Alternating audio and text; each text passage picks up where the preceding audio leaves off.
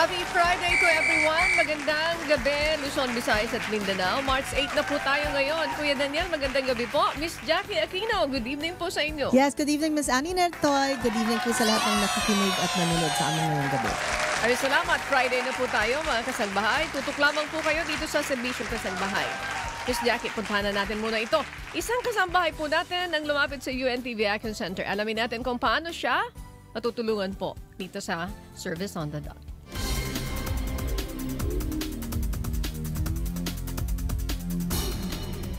Okay, kapiling natin si Ma'am Annalyn Velasquez. Isang magandang gabi. Live kayo sa programang Serbisyong Kasalbahay ni Kuya Daniel Rason. My name is Annie with Miss Jackie Aquino. Good evening Miss Annalyn. Good evening din po, ma'am. Okay, ano pong maipaglilingkod po ng programang ito ni Kuya Daniel?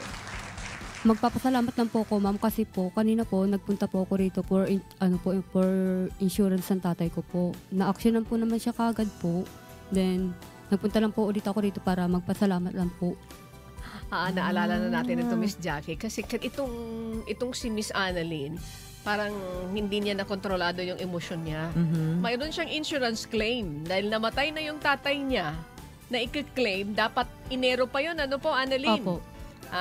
Pero hindi ibinibigay. Hindi po. Pinababalik-balik lang po kami. Pinababalik-balik kayo. Opo. Ayan. Kaya naisipin nyo nang pumunta dito. Opo. Okay. Kasi mayroon siyang good news. Bukas, makukuha mo na. Opo. Tumawag po sa akin po kanina. Sabi, bukas daw po, sama ko na rin po yung nanay ko po roon para daw po i-claim na rin po namin yung pera. Okay, thank you very much. Maraming salamat. Salamat sa pagtitiwala. Maraming salamat po. Pag hindi mo na-claim yan, bumalik ka dito sa amin. Again, salamat sa iyo ha. At natuntun mo itong programang ito ni Kuya Daniel. Maraming salamat din po sa programa ni Sir Daniel po. Kung wala po ito, hindi po kami matutulungan ng programang ito po. Maraming salamat po. Salamat din sa pagtitiwala. Salamat ha. Daan kayo kay Shelo Cotillion. Siyang nag-asikaso nitong public service na ito. Maraming salamat. At ang ating staff na si Diane Kenya. Salamat po. Okay, Miss Jackie, tuloy pa rin tayo. Yes, thank you Miss Annie Rentoy. At ngayon ay 6:14 po ng gabi. Samantala, laman po ng mga balita noong nakaraang araw, itong tinatawag na Momo Challenge na ang biktima'y mga bata. Subalit hanggang ngayon ay wala pang matibay na pag-aaral kung totoo ito. Katulad na lamang po ng inilapit sa isa pa nating mga kasangbahay ngayong gabi. Makakasama po natin ngayon si Miss Lori, hindi po niya tunay na pangalan. Magandang hapon po Miss Lori, at ano po ang nangyari na nagtulak po sa inyo upang lumapit dito sa programang ito ni Kuya Daniel Razon? Microphone Sige, lakasan mo po. Lapit sa microphone. Po. Natatakot na po kasi ko. Gusto ko po ng tulong. Kasi po, alam po kasi niya, nagchat po siya sa akin. Alam po niya yung room number po namin ng kaibigan ko. Teka muna. Cellphone number? Hindi po, room number po siya. Okay. Okay. Room number, okay. Alam mo kanina, Miss Jackie, to be honest with you, itong batang ito, pumunta dito sa UNTV Action Center. Siyempre ako, hindi naman ako masyadong maalam dyan. Pwede bang palikiliwanag, ano po ang sinasabi niyong kinakatakutan niyo? Sige nga po, detalye po siya? natin. Messenger chat po siya about dun po sa kay Momo nga daw po. Momo? Opo. Momo Momo Challenge. here po yung pangalan niya po, makikita niyo po sa message request kung private po yung messenger niyo. Ngayon po, takot po akong i-open, kaya po na-share ko po siya, in-screenshot ko siya, na-share ko po siya dun sa isang kaibigan ko po. Ngayon po, curious daw po siya, kaya sinearch niya po yung pangalan. Saka siya po yung nag-chat. Ako po hindi ko chinat. Pangalan ng nag-send sa'yo nun?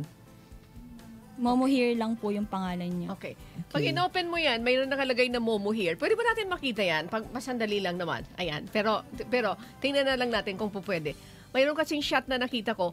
Ang nakalagay, Momo here. Miss Opo. Jackie. Hindi ko po siya inopen kasi sobrang nakakatakot po kasi yung kwento about doon. Pag inopen daw po, malalaman daw po talaga kung matitrace daw po yung lugar mo, saka kung ano yung information mo. Pero anong nakita mo umpisa? May message ba yung Opo. Momo here? Ano sinabi? I have a task for you. English? Opo. I have a task for you. Opo. Yes. Pero yun po kasi lagi pong merong ganun daw po eh. Sabi Okay. nila. Okay. ngayon hindi mo inopen yun. Hindi ko po inopen. Anong itsura Dinilit ko ng po. Momo here na yan? Nakakatakot po yung itsura niya. Yung parang malaki yung mata niya, tas maliit lang yung katawan. Opo. Nakakatakot siya. Okay. Sobrang nakakatakot. Parang siyang caricature. So, sinend mo ngayon yan doon sa kaibigan mo. Opo. Then, natakot ka. And Opo. then, Sabi po niya, open mo, gusto ko malaman kung ano siya sabihin. Sabi ko po, ayoko. Sabi niya, sige, search ko. Oh. Tapos, anuhin ko, kausapin ko. Ngayon po, yun nga po, kinausap niya. Tapos, sabi po niya, nung Momo, akala mo ba nakakatuwa, sabi niya. Pero po, English po yung pagkakasabi niya. Tapos po, niloko po ulit siya nung kaibigan ko. Tapos sabi po niya, alam ko pinag-uusapan niyo kung magkaibigan. Yung room number mo, sinabi Tapos sinabi yung room number niyo na totoo. Sinabi po yung room number nung kaibigan ko. okay. Na tama naman. Opo, tamang-tama po. Tapos po, parang natakot na po yung kaibigan ko. Hindi na po siya nag-reply. Pero nag-reply pa rin po yung nasabi po nung Momo, puntahan mo yung kaibigan mo sa kwarto niya, yung sinabi po niya yung number. Pagkasabi po niya nung number, kung hindi mo siya pupuntahan at aatakihin, ikaw yung aatakihin ko or siya na lang. Ganun po yung pagkakasabi. Parang gusto po niya, iniutos po niya sa kaibigan ko na ako po yung patayin. Tapos, kung hindi daw po, isa Siya sa ang amin dalawa mamamatay. ang pupuntahan niya. So, Yes.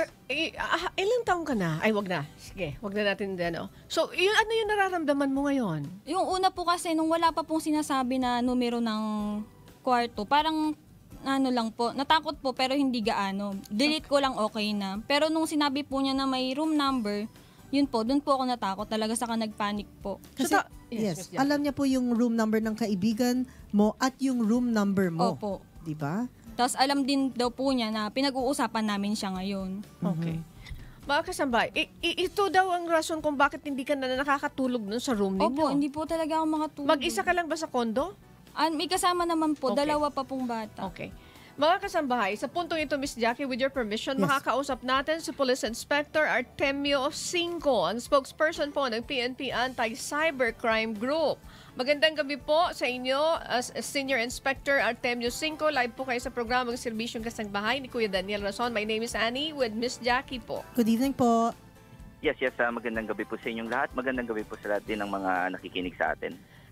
Senior Inspector Cinco, I don't know from the start of our interview kung nakikinig po kayo. Yes. Sir, Yes, actually narinig ko po yung lahat ng kanyang kwento. okay.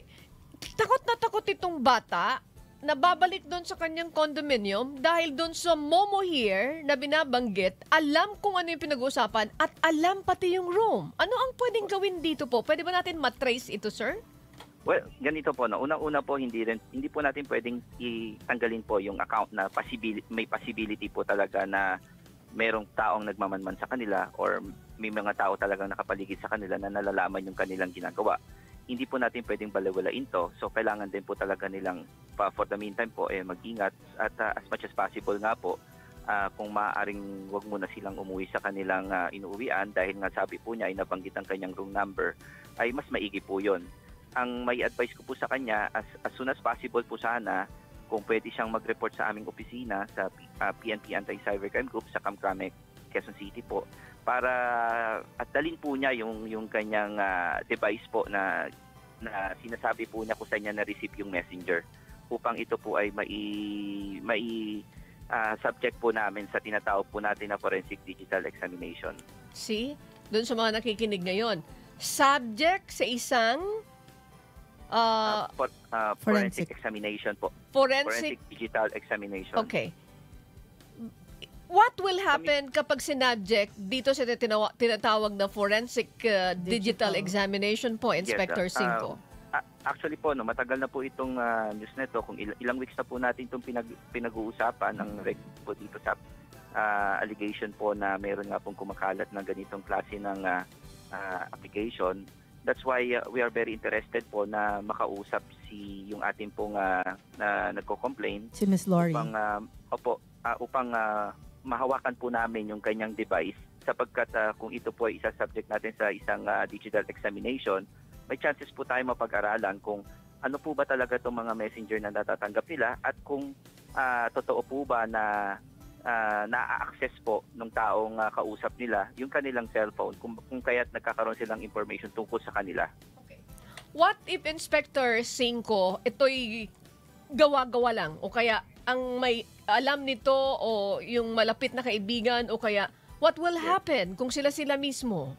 Tama po kayo doon, no? Hindi po natin pwede tanggalin po yung possibility na may ganung chances na meron talagang nakakakilala sa kanila at dahil nga po kumakalat yung ganitong issue ngayong mga panahon na ito, maaaring ginagamit po, maaaring panloko or maaaring may galit sa kanila or maaaring meron lang pong ibang intensyon. So, kaya nga po, nais po namin sila makausap ng personal at makita po yung kanilang ginagamit na device. At kung mapatunayan po natin na ito po ay isang mga taong malapit lamang sa kanila, ito rin po ay maaaring sampahan po natin ng kaso. See? So, hindi kayo makakaligtas. Kung sino man kayo na gumagawa ng ganito, stop it. Katulad ng case niya, dadalhin namin ito sa PNP Anti-Cybercrime Group para mag-lodge ng complaint. May forensic digital examination na gagawin. Kaya maaaring hindi kayo makaligtas at matukoy kayo at masampahan kayo ng kaso. Imagine yung nangyayari sa kanya, ha? Yes. Actually, medyo kahawig po ito na yung kinento ko noon, yung Blue Whale.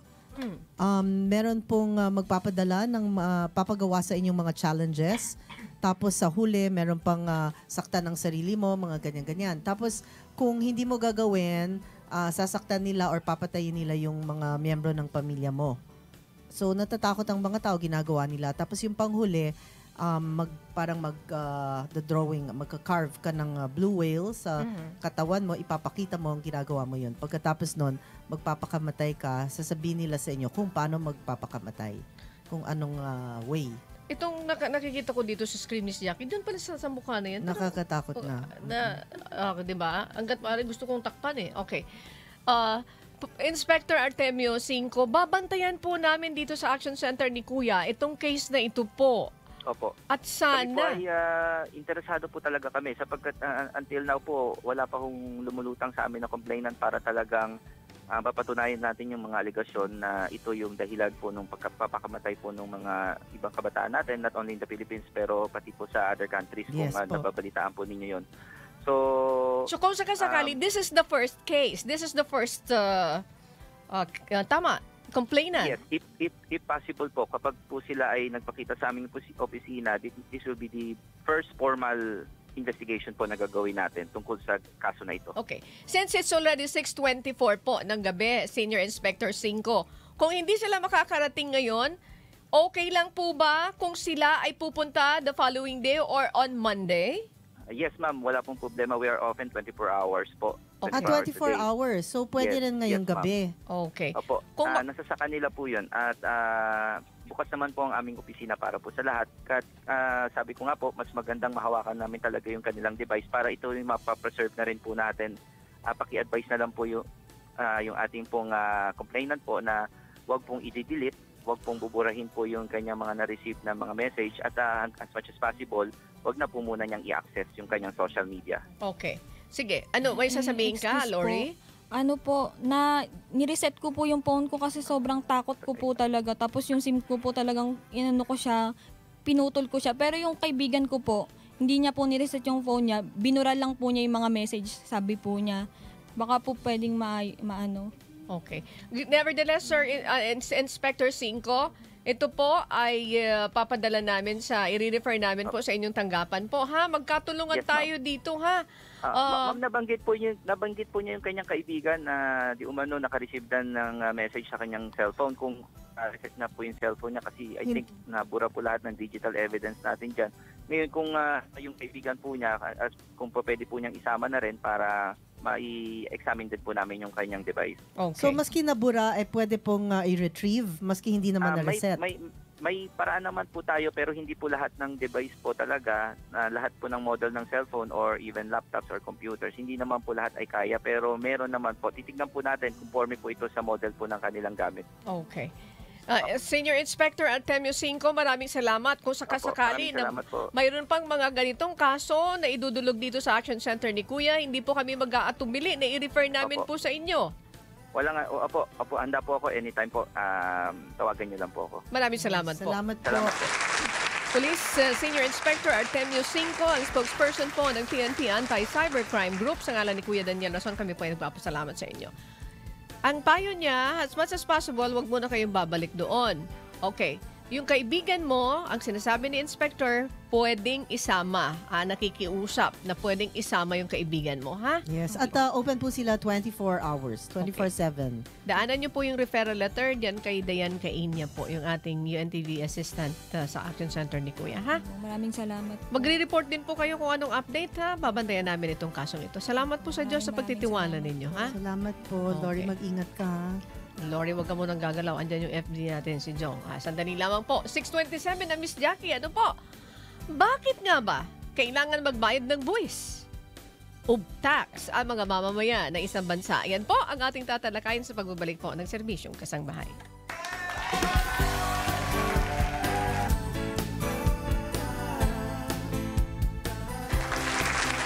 Okay, Miss Jackie. Ngayong buwan po, nagmarso ipinagdiriwang ang Tax Consciousness Month sa bansa. Alinsunod ito sa Proclamation number 1239 S 1974 para ipaalala na ang pagbabayad ng buwis ay isang obligasyon ng bawat isa. Ano-ano ang nakapaloob sa pagbabayad ng buwis sa ating bansa? Mga kasangbahay, papakilala natin ang panauhin. I think second time na niya, Miss Jackie Aquino. Please. Yes. Thank you very much for being here, Attorney Lea Roque. Yes. Good evening po. Good evening din po. Magandang gabi. At least dumadami na yung mga magagandang abogada. Thank you. Sige, dahil International Women's Day ngayon, tatanggapin natin yan. Thank you very much. Miss Jackie, sa ngalan muli ni Kuya Daniel Rason, kami po nagpapasalamat na muli kayo ng paunlak. Ayan. Maganda yung pag-uusapan natin, yung kahalagahan ng pagbabayad ng buwis. Yes. Ayan. Sige, let's start now, Miss Jackie. Yes. Ano po yung Tax Management Association of the Philippines and yung Head of Tax of P&A, Grant Thornton? Yes. So, first yung Tax Management Association of the Philippines. No, this is a non-profit, non-stock organization of tax professionals here in the Philippines. We were founded in 1982. No, so continuous 1982, today, 2019. So more or less, ilang 37 Okay. 37 years na, no? And makita mo among our members are the tax practitioners nga and consultants here in the Philippines. Some of them were past BIR commissioners, no? Or known tax practitioners here in the Philippines. Yung P&A Grant Thornton naman, that's the firm where I currently am. Yun ang aking day job. Day job. Because the Tax Management Association being non-profit, non-stock, it's really voluntary, no? It's yun yung apart from your day job. My day job is I'm a tax practitioner, no, with the Punong Bayan and Arroyo P&A Grant Thornton. And so I've been in the tax practice for 22 years, no. And in P&A Grant Thornton, the tax I had a tax division, no. So we do tax advisory and consultancy. Okay. Parang ano lang, nagkakaloob din ng mga serbisyo na may kinalaman sa buwis. Ayan. Yes. Okay. Pag sinasabi, di ba, tax advisory, parang ano pang advice? Magbabayad, hindi magbabayad? Parang ganun lang naman. Parang sinasabi, okay, paano ako makakabawas ng buwis? Yun. Napakaraming Paano makakabawas? That's Baka yun ang advice. Or ano yung tamang compliance? Kasi sometimes hindi lang yung whether magbabayad ba or hindi magbabayad. But ano yung mga steps mo how to ensure na compliant ka? Kasi minsan kahit nagbayad ka kung hindi naman within the rules or hindi compliant, baka naman hindi rin makonsider ng gobyerno na tamang pagbabayad yun. So, Okay. sayang, diba? Yung binayad mo. I see. Okay. Meron palang ganun. Oo, nagbayad ka nga, pero hindi ka naman nag-comply. Oo. Okay. Mali yung date na ginamit mong pangbayad or nagbayad form. ka sa the form or Okay. nagbayad ka sa ibang lugar, no? Oh, I see. Napakarami Kasi pala yan. Okay. Yes. Palibasa. Ako ayoko ng math, ayoko ng computation. Okay, iniiwasan ko yan. Pero, ma'am, pag-usapan natin, ano ba talaga yung importance ng pagbabayad ng buwis? Yun palagi nating sinasabi, yung pagbabayad ng buwis, yan yung palagi mong obligasyon sa gobyerno, no?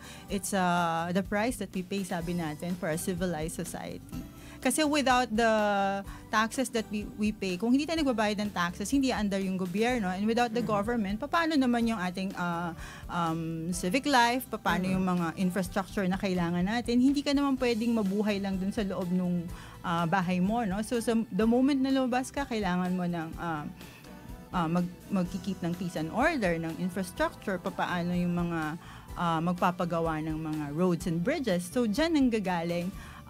Of course, nagagawa yan ng gobyerno kung nagbabayad tayo ng tamang buwis. Alam mo, itong topic natin, maraming mapupukaw ang damdamin. Ano po?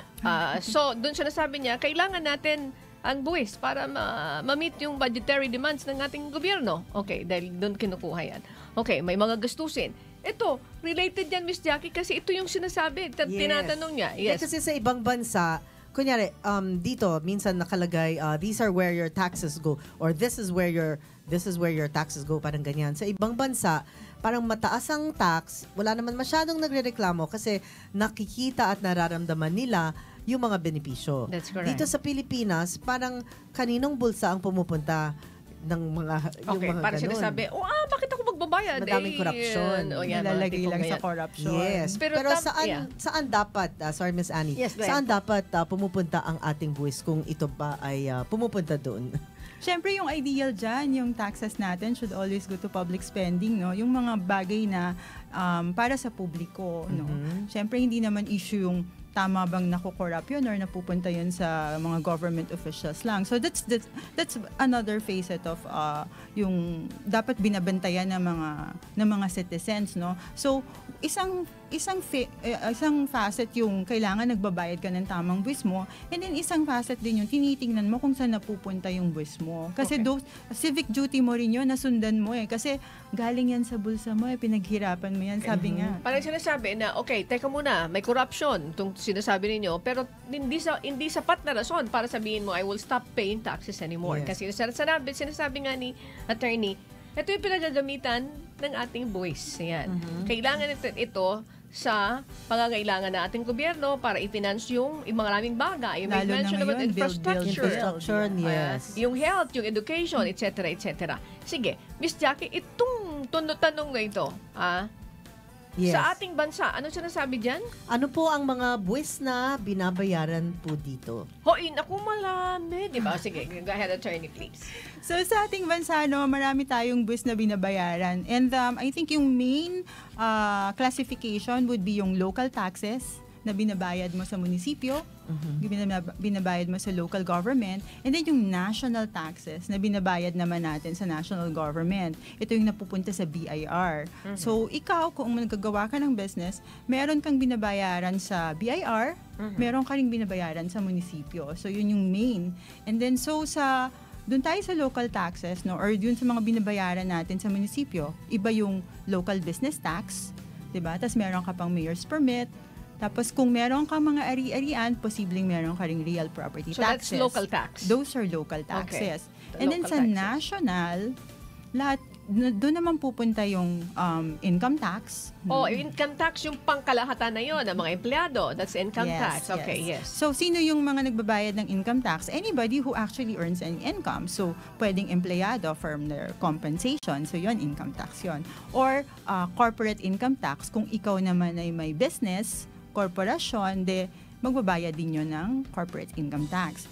Another one na talagang hits all of us will be yung value-added tax, no? Kasi karamihan ng mga goods and services dito sa Pilipinas is subject to value-added tax. So kung ikaw may business ka, most likely yung binebenta mong goods and services will be subject to VAT.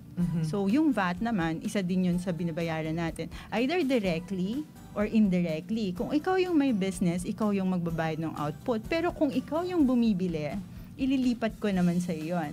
So, yun, binabayaran mo rin yun indirectly.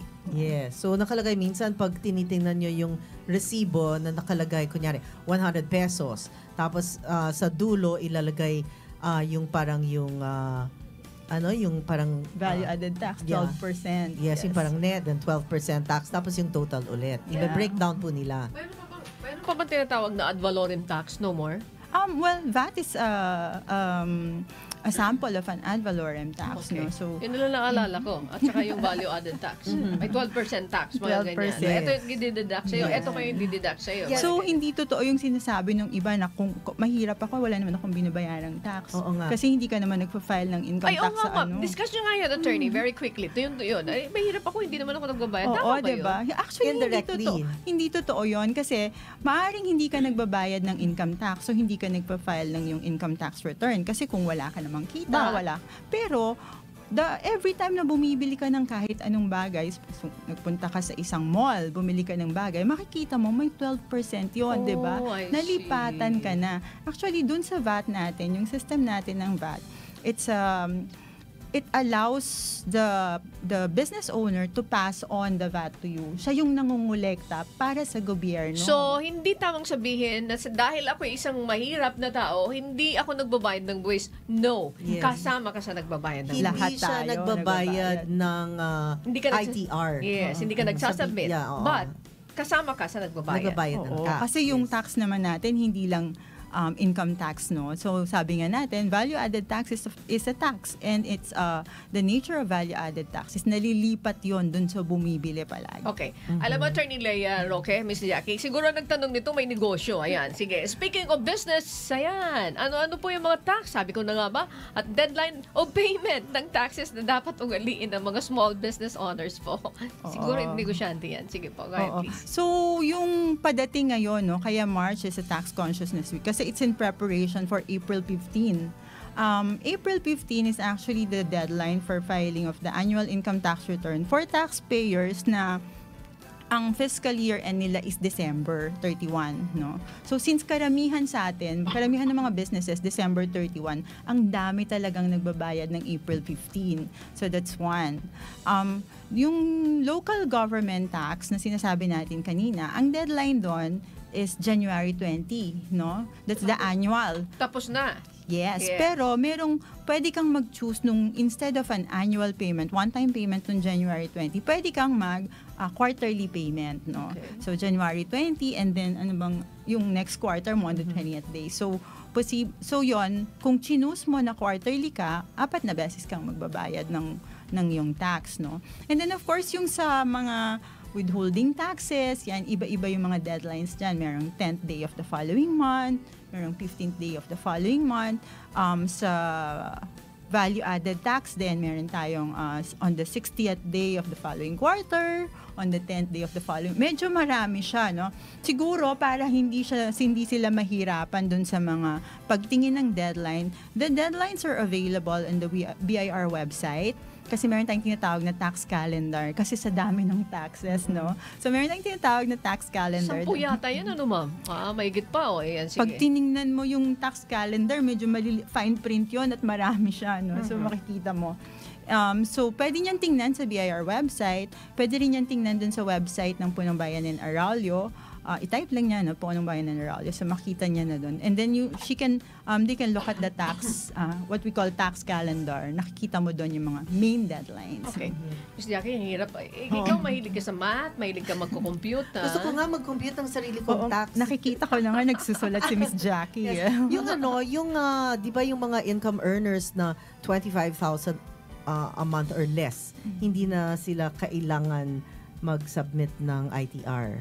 Yan yung natin, no, introduction ng train law natin. Nakalagay doon na if your annual income is less than 250,000 pesos for the year, then you're no longer subject to income tax kasi yung rate mo is 0. No? So hindi ka na kailangan mag-file. Wala nang submission. Pero kinakaltasan ka. Wala walang nang kaltas. kakaltasan Okay. kung below 250,000 Oh, yung I magiging see. annual income mo. No? So it's based on an 250. annual income, not on a monthly. So it's 250, akala ko 300,000 annually. Hindi, 250 siya. 250. Ayan. Oo. So it's less than 25,000. Kung ang kita mo is 250,000 a year. a year, Mhm. hindi ka nakakaltasan ng buwis. Oo, zero rate ka na. Okay. Yun yung introduction ng ating train law. Okay. Pero yun effective na po yun. Opo. Okay, It so was yun. effective starting January 1, 2018. Okay, Miss Jackie, tanungin ko si Attorney Leia, etong March ay Tax Consciousness Month. Kayo po, bilang isa sa mga, ito independent ito, private itong group ninyo, ano yung dapat natin tandaan bilang isang mamamayang Pilipino pag sineselebrate natin po ito? Siguro bantayan natin yung responsibilidad natin to teach ourselves the rules, no?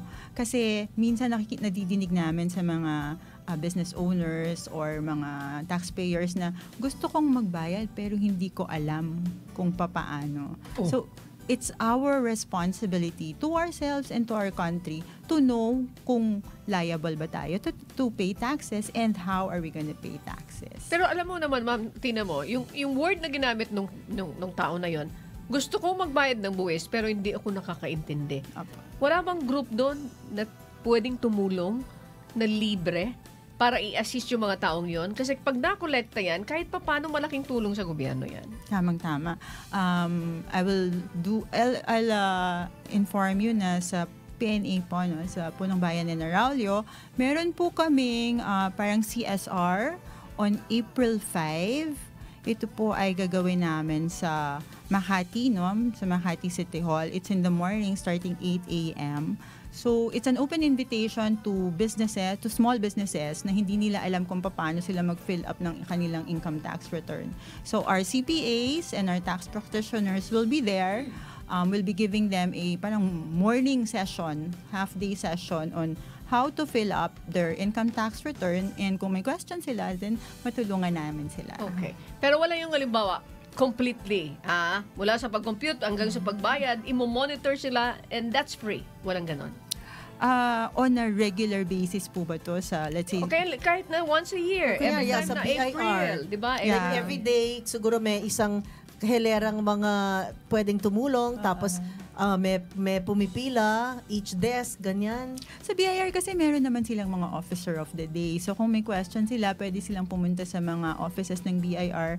And I'm sure kung magtanong sila sa BIR, sasagutin din sila. And then dun sa Tax Management Association of the Philippines po, meron kaming tinatawag na Lingkod Team-Up. And this one naman is kasi every year the BIR has a desk, no, help desk pag April 15. No? So kami naman, members of the Tax Management Association, we also set up a desk there. Last 2 days or last 3 days of the filing, pagpunta nila doon, pwede nila kaming tanungin kung paano ba fill upan yung income tax return, and we can guide them in how to do that. Very good. This will be on April 5. Yung sa April 5 po, yan yung dun sa Makati City Hall, and this will be done by staff of the Punong Bayan ng Araulio, PNA Grand Thornton. And then yung dun po sa April 12 and 15 sa Makati BIR and Quezon City BIR, this will be done naman by Tax Management Association of the Philippines. Ganda naman ito, Miss Jackie. Yun sa mga hindi nakakaintindi, pwede ipaintindi nitong grupong ito. Yes, Miss Jackie? Kung pwede silang pumunta doon, this is the whole day po? Or anong oras po? Yung sa April 5, that will be half day. Pero yung sa April 12 and 15, that's whole day. At libre po ito. So, Libre pwede lang po po. sila pumunta. Yes. Siguro dudumugin niya, attorney. Attorney Leia Roque, ang president po of Tax Management Association of the Philippines and head of the Tax and PNA Grand Thornton. Sa ngalan ni Kuya Daniel Rason with Miss Jackie Aquino, again, ma'am, maraming salamat po. Thank you very Maraming much. salamat. Sa uulitin po, ma'am, ha? Hindi po Third kahit time. kailan. Thank you, Miss Jackie. Magbabalik pa rin ang programang Serbisyong Kasagbahay ni Kuya Daniel Rason. Stay tuned po.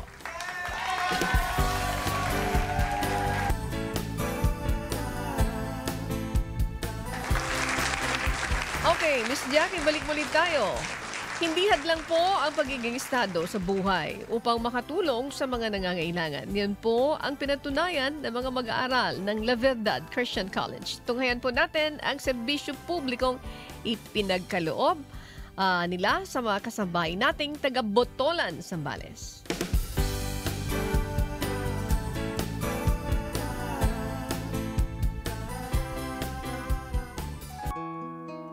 Tinatayang higit 4 na bilyong tao sa mundo ang walang maayos na palikuran at nasa 20 milyong Pilipino ang walang comfort room o banyo.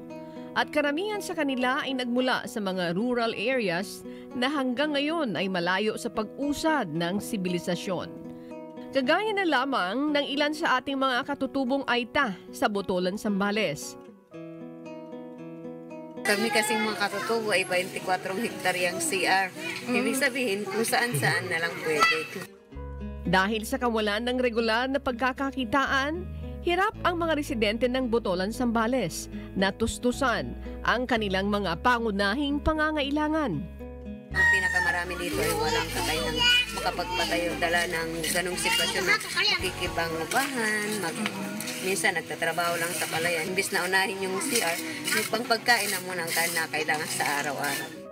Kaya naman, nang makita ng mga mag-aaral ng La Verdad Christian College ang kanilang kalagayan, ay hindi na sila nag-atubiling mag-abot ng tulong. Nagkaroon po kami ng community immersion ng ilang panahon. Nakita namin yung kalagayan ng mga tubong Aita, kung paano sila mamuhay, yung kalagayan nila sa kung paano may mga pangangailangan sila na dapat matugunan. So, itong mga estudyante ng La Verdad Christian College, nagkaroon sa kanilang kaisipan na bumuo ng proyekto para makatugon dun sa pangangailangan ng mga katutubong Aita.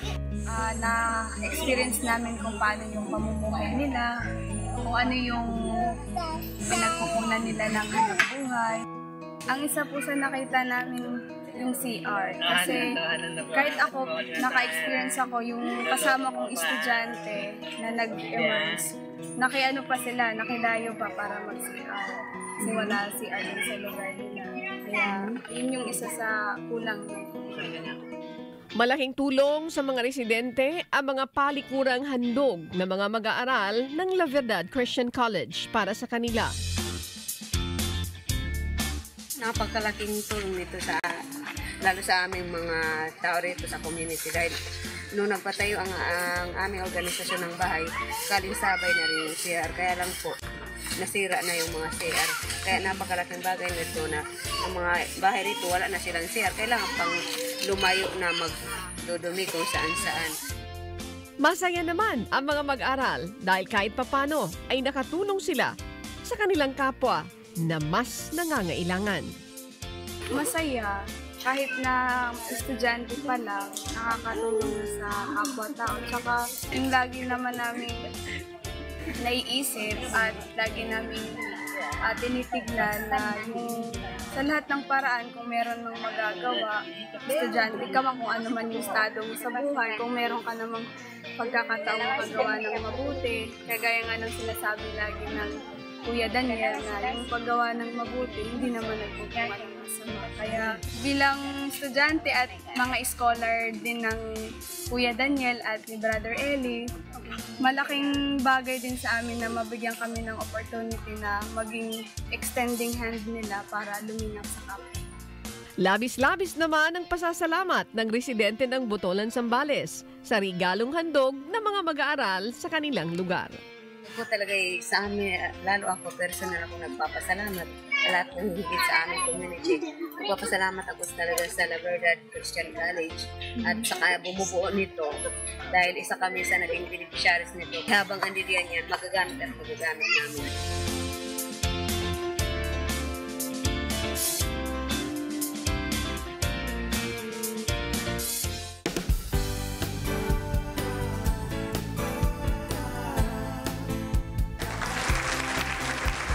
Salamat po sa mga mag-aaral ng La Verdad Christian College. See you soon. Alam mo, Miss Jackie, nakakatuwa naman ito dahil alam kong bakit. Kasi imagine, itong mga grupo ng mga ita natin na wala silang banyo. Wala talaga. For the first time, nagkaroon sila ng banyo. Yan, maraming Makaaliw. salamat. Salamat po sa mga estudyante. Mag-aaral ng La Verdad Christian College. Thank you po. Maraming Yes, salamat. thank you, Ms. Annie. Pinapaalala po naming muli ang schedules ng aming medical missions ngayong buwan ng Marso. March 11 po sa Lunes sa ADD Coordinating Center, lokal po ng Concepcion, na matatagpuan po sa number 11, Bayan-Bayan Avenue, Concepcion 1, Marikina City. March 30 naman po sa Miyerkules sa Plaza Ferguson, L. Guerrero Street, Barangay 667, Zone 72, District 5, Ermita, Manila. Sa March 18 naman po sa Lunes, sa ADD Coordinating Center, lokal po ng Panday Pira sa Tondo, Manila. March 20 naman po sa Miyerkules, Barangay Tonsuya sa Malabon. March 27 po sa Miyerkules, sa Leland Drive, Covered Court, College View, Barangay Balumbato sa Quezon City po. Okay, thank you very much. 6:55 na po ang oras natin. Ang registration, mga kasambahay, dito po sa binanggit na mga schedule ni Miss Jackie sa medical mission na yan ay 8 o'clock in the morning until 11 o'clock po ng umaga. Yes, maraming salamat po sa inyong lahat, sa inyong walang sawang pagtitiwala. And can I just greet Mother Joy De Leon, happy birthday, Joy Dairit. That's all of Simply Seek Justice, Be Humble, and Love Always. Ingat po. Thank you very much. Huwag po kayong aalis dahil maya-maya ng content. Sa inyo po ang ikonsulta mo with Manuel Recuenco, of course, Miss Jackie Aquino at ang panauhin, mga kasangbahay. Live na live yan dito po sa Radyo La Verdad 1350 at sa Facebook, mga kasangbahay. And thank you very much, Aljan, and of course kay sa lahat ng ating mga kasama sa UNTV Action Center. Thank you. Jong, thank you. Miss Lynn Apinado, salamat. Ang ating EP and of course kay Direk Rini, lahat ng staff na nandiyan sa control. Thank you so much. Attorney Ruth Soriano, magandang gabi po. And of course kay Ate Arlene Razon. And we'll see you on Monday, God willing. Hayaan niyong kayo po ay aming mapaglingkuran, ano man ang inyong kulay, ano man ang inyong relihiyon, ano man ang inyong sektor o kalagayan sa buhay. Dahil iba po ang serbisyo kapag ito ay serbisyong kasangbahay. Attorney Doc Dencay, magandang gabi. Muli po sa ngalan ni Kuya Daniel Razon, ako po si Annie Rentoy. Miss Jackie, thank you and bye-bye. Salamat sa Diyos po and to God be the glory. Happy weekend to everyone. Bye-bye.